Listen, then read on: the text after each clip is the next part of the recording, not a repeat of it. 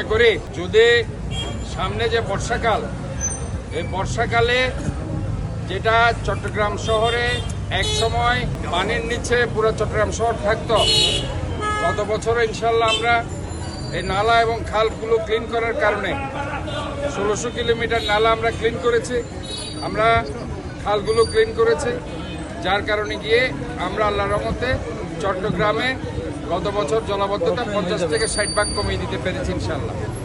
ওই প্রক্রিয়ায় চট্টগ্রামের অন্য যে সার্ভিস ওরিয়েন্টেড অর্গানাইজেশনগুলো আছে সবাই আমাদের সাথে ঐক্যবদ্ধভাবে একসাথে কাজ করেছে।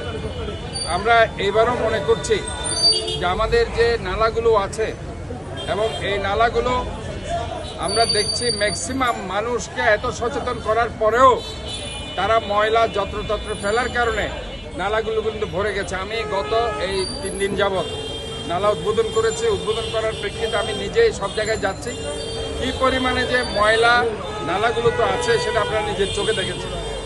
কাজে জনগণকে সচেতন হতে হবে, জনগণকে এটা নিজের শহর ভাবতে হবে, যত্রতত্র ময়লা প্লাস্টিক পলিথিন ময়লা আবর্জনা তারা যাতে না ফেলে। আজকে আমাদের মূল লক্ষ্য হচ্ছে সামনে বর্ষাকালে বিশেষ করে এইসব নিচু এলাকা, দক্ষিণ বাকুলিয়া, পশ্চিম বাকুলিয়া, চকবাজার, বদ্দারহাট, আগ্রাবাদ, মোহরা, এইসব এলাকা যাতে মানুষ জলবন্দী না থাকে, পানিবন্দী না থাকে, জলবদ্ধতা না থাকে, এই লক্ষ্যে আমরা কাজগুলো করে যাচ্ছি। শুধু এইসব এলাকা না, চট্টগ্রামের 43 ওয়ার্ডে আমরা এই কর্মসূচি নিয়েছি।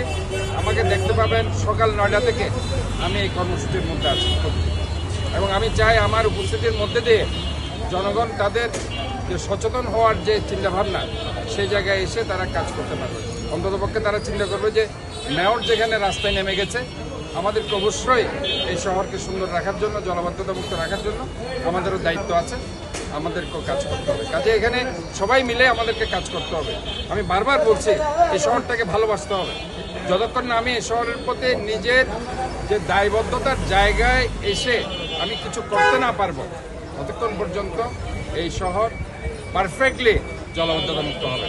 আমি মনে করি আজকে আমরা এই যে নালাগুলো ক্লিন করছি, এই কার্যক্রমগুলো চলতে থাকবে। খালের জন্য আমরা কিছু খাল পরিষ্কার করার কর্মসূচি নিচ্ছি, ওগুলো ইনশাল্লাহ চলতে থাকবে। এটা শুধুমাত্র এই 2 মাস নয়, পুরা বর্ষাকাল যতদিন থাকে ততদিন এই কার্যক্রমগুলো চলবে।